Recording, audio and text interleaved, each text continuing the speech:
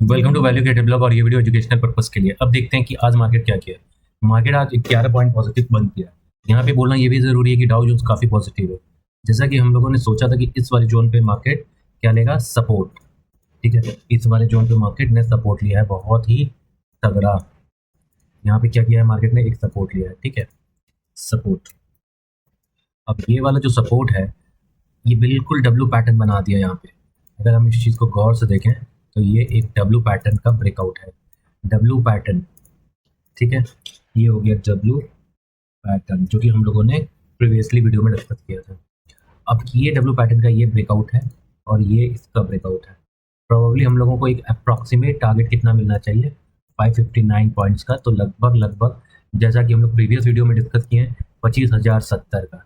तो ये टारगेट मिलेगा हम लोगों को 25,070 का। ठीक है, ये टारगेट हम लोगों को आएगा 25,070 का। अब यहाँ पे हो सकता है कि हम लोग एक रेसिस्टेंस देखें, ठीक है, रेसिस्टेंस क्यों, क्योंकि एक प्रीवियस ETH, ठीक है, ये प्रीवियस ETH है, तो हो सकता है कि हम लोग एक रेसिस्टेंस फेस करें। अब आवरली चार्ट को अगर हम लोग देखें तो आवरली चार्ट में हम लोगों को दिखता है कि यहाँ पे एक तरह का मार्केट जो एक ट्रेडिंग रेंज बना रहा है। क्या बना रहा है? Trading range. अब इस ट्रेडिंग रेंज को अगर मार्केट जिस भी डायरेक्शन में ब्रेक करता है, यहाँ पे अगर हम लोग देखें तो इस ट्रेडिंग रेंज में सबसे ज्यादा डिसिसिव फैक्टर कौन प्ले कर रहा है? तो बियर्स। लेकिन अब यहाँ पे ब्रेकआउट जिधर भी जिस डायरेक्शन में आएगा और फॉलो अप आएगा, यानी ब्रेकआउट एंड फॉलो अप, उस डायरेक्शन में ट्रेड होगा। ठीक है, तो ये 3 फैक्टर इंपॉर्टेंट है। सबसे पहले हम लोगों को देखना है कि ट्रेडिंग रेंज में क्या है, किसका सबसे ज़्यादा दबदबा है। तो बियर्स का अभी दिख रहा है फिलहाल। ठीक है, हो सकता है कि कल ये यहाँ पे सपोर्ट लेके, इस वाले जोन में सपोर्ट लेके, ठीक है, क्योंकि ये 20 EMA है आवरली का, 20 EMA है यहाँ पे आवरली का, तो प्रॉब्लली यहाँ पे हो सकता है 20 EMA आवरली है, आवरली। ठीक है, तो इसमें हो सकता है कि सपोर्ट लेके फिर मार्केट ऊपर की डायरेक्शन में मूव कर सकता है। तो ये कल हो सकता है। अब हम लोग आते हैं यहाँ पे, ठीक है, एज हम लोग डिस्कस किए थे कल कि ये एक हेड एंड शोल्डर पैटर्न है, ये नेकलाइन है। ये नेकलाइन आज यहाँ पर रेड कैंडल बन गया and clear cut neckline break नहीं हुआ है।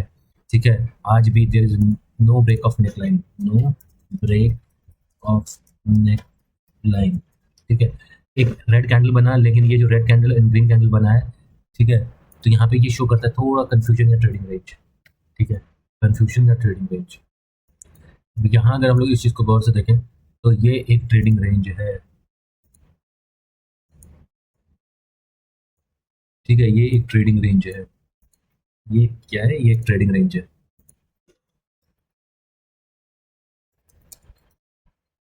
ठीक है, ये एक ट्रेडिंग रेंज है। ठीक है, अब ये वाला ट्रेडिंग रेंज का जो ब्रेकआउट आएगा वो डिटरमाइन करेगा कि हम लोग किस तरफ ट्रेड करेंगे। देयर आर हाई चांसेस कि head and shoulder pattern fail भी कर जाए। There are very very high chances कि head and shoulder pattern fail भी कर सकता है।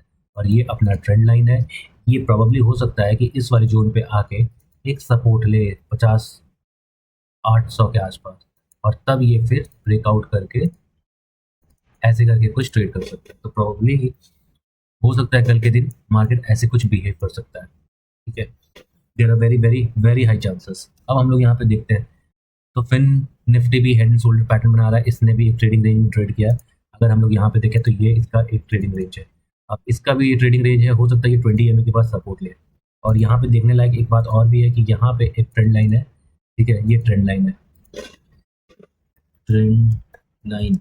अब ये यहाँ पे ट्रेंड लाइन है और ये ट्रेंड लाइन का ब्रेकडाउन आता है और 20 EMA के पास क्या ये बॉट हो जाएगा। तो ये देखने लायक होगा कि 20 EMA क्या एक सपोर्ट की तरह एक्ट करेगा, सपोर्ट। ठीक है, ये सबसे ज़्यादा इंपॉर्टेंट हो जाता है यहाँ पे। अगर ये सपोर्ट की तरह एक्ट करता है इस वाले जोन पे, ठीक है, अगर ये किसी भी तरह का एक सपोर्ट जोन की तरह एक्ट करता है तो प्रॉब्लली हो सकता है नेकलाइन का ब्रेकआउट के बाद रिटेस्ट होने के बाद मार्केट ऊपर जा सकता है। ये हो सकता है निफ्टी फाइनेंशियल्स में। अब हम लोग मिड कैप में, अब कल जो हम लोग ट्रीट कर रहे थे एज ए ब्रेकआउट, वो ब्रेकआउट फेल हो गया। तो हम लोग मिड कैप में देख सकते हैं कि यहाँ पे जो है ब्रेकआउट फेल हो गया। ठीक है, ब्रेकआउट फेल्ड। ठीक है, मिड कैप अब ब्रेकआउट हो गया फेल। अब यहाँ पे अगर हम लोग एक ट्रेंड लाइन ड्रॉ करें तो सीधा सीधा हम लोग देख सकते हैं कि there is a break in trend line as well, break in trend line. अब यहाँ पे ब्रेक है ट्रेंड लाइन में, तो क्या हम लोगों को तुरंत शॉर्ट कर देना चाहिए? बिल्कुल भी नहीं। अब हम लोगों को देखना है कि ये रिटेस्ट होने के बाद कहाँ तक जाता है।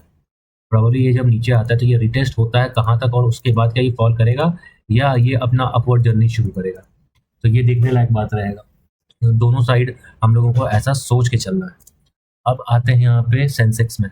सेंसेक्स में भी आज एक ट्रेडिंग रेंज में रहा है, बिल्कुल निफ्टी की तरह ही आज सेंसेक्स बिहेव किया है। अगर हम लोग देखें सेंसेक्स बिल्कुल निफ्टी की तरह बिहेव किया। हम लोगों का टारगेट 81,858 है, और हम लोग देखें तो प्रोबेबली हो सकता है एक माइनर करेक्शन सेंसेक्स में देखने को मिले। ठीक है, ये जो है ये चैनल है जिसमें सेंसेक्स काम कर रहा है। ये हो गया चैनल, ये चैनल है।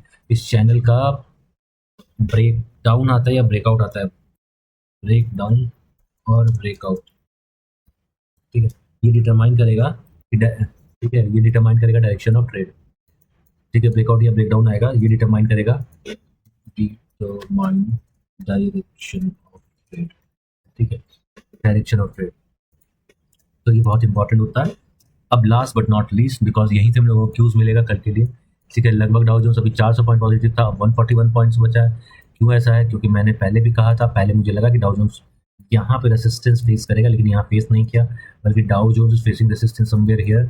एक माइनर अगर हम लोग को देखें तो प्रोबेबली एक अगर माइनर करेक्शन अगर अब डाउ जोन्स लेता भी है तो यहाँ तक लेगा। ठीक है, और उसके बाद रैली कर सकता है इस वाले जोन तक। ठीक है, तो देयर आर हाई चांसेस कि एक करेक्शन हम लोगों को मिल सकता है इस वाले लेवल तक। 40,161 इज ए स्ट्रॉन्ग, 40,150 मान लेते हैं, 40,150 इज स्ट्रॉन्ग सपोर्ट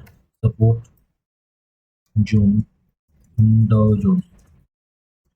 ठीक है, इन डाउ जोन्स, और उसके बाद ये एक नया ATH बना सकता है।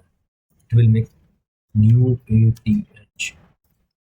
तो आज के लिए बस इतना ही, थैंक यू।